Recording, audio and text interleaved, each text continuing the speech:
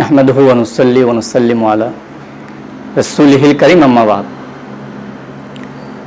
কাছের দূরের, দেশের ও প্রবাসের যে যেখানে বসে অনুষ্ঠান দেখছেন, সকলের প্রতি সালাম। আসসালামু আলাইকুম ওয়া রাহমাতুল্লাহি তাআলা ওয়া বারাকাতুহু। আশা করি সকলে ভালো আছেন, সুস্থ আছেন। আজকে একটি গুরুত্বপূর্ণ বিষয় নিয়ে কথা বলবো। সেটি হচ্ছে বর্তমান সময়ে আমাদের দেশের মধ্যে দুইটি প্রথা চালু আছে, বিশেষ করে চট্টগ্রাম অঞ্চলে। সেই বিষয়টি হচ্ছে, একটি হচ্ছে যৌতুক, আরেকটি হচ্ছে কাবিন অর্থাৎ মহারানা। আমরা সকলেই জানি যৌতুক দেওয়া হারাম, নেওয়া হারাম। ইসলাম যৌতুককে হারাম করেছে, সেটা আমরা সবাই মানি এবং জানি, সবাই সেটার জন্য কথা বলি। কিন্তু দুঃখজনক হলেও সত্য যে যৌতুকের পাশাপাশি যে কাবিন রয়েছে, সেই বিষয়টা নিয়েও আমাদের কথা বলা উচিত বলে আমি মনে করি। কারণ সেই কাবিনের ব্যাপারে ইসলাম কি বলেছেন। বর্তমান সময়ে মানুষ ইসলাম থেকে দূরে।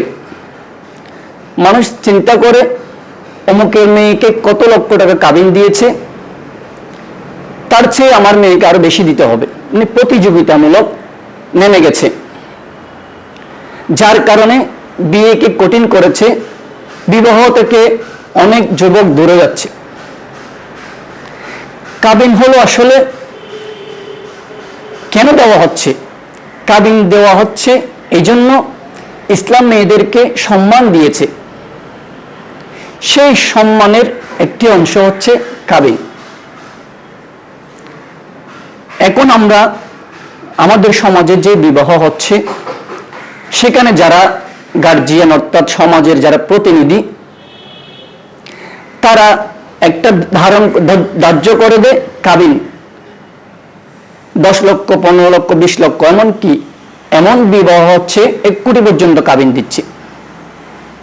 তারা মনে করছে সে কাবিনটি হলো সংসার টিকার জন্য একটি মাধ্যম। আসলে তা নয়, এটা ভুল ধারণা আমাদের।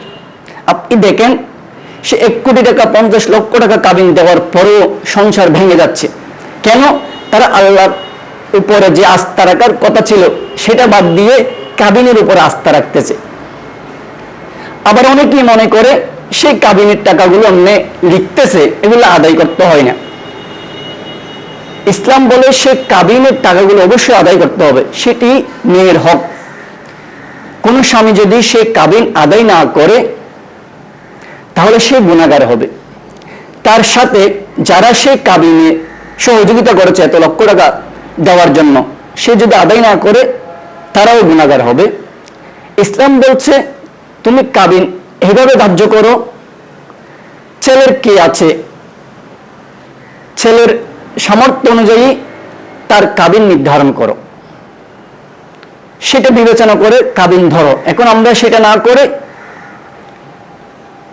ওই নিজের মন গড়া একটা কাবিন ধরি। তো সেইটা ধরার কারণে অনেক যুবক বিবাহ থেকে দূরে। আসলে ইসলাম বলেছে তোমরা বিবাহকে সহজ করো। তো সেজন্য আমি প্রত্যেকের কাছে অনুরোধ করব, যারা সমাজের প্রতিনিধি রয়েছেন, আপনারা যখন আপনাদের সমাজে বিবাহ হবে, তখন আপনারা যৌতুকের পাশাপাশি সেই কাবিনটাকে গুরুত্ব দিবেন। তাহলে ইনশাল্লাহ আমাদের সমাজে যে সমাজে ফিতনা হচ্ছে, আমি মনে করি বিবাহকে যদি আমরা সহজ করতে পারি, তাহলে ইনশাআল্লাহ আমাদের সমাজে সেই যে বিবাহগুলো হচ্ছে, দাম্পত্যময় জীবন সুখী হবে এবং সেই যুবক যারা রয়েছে তারা বিবাহের প্রতি আকৃষ্ট হবে। গুনাহ থেকে বাঁচার একটা উপায় হচ্ছে বিবাহ। তো সেজন্য আল্লাহ পাক রব্বুল আলামিন আমাদের প্রত্যেককে সেই সব কিছু বিবেচনা করে আমাদের জীবন গড়ার তৌফিক দান করুন। আমিন। আসসালামু আলাইকুম ওয়া রাহমাতুল্লাহি তাআলা ওয়া বারাকাতুহু।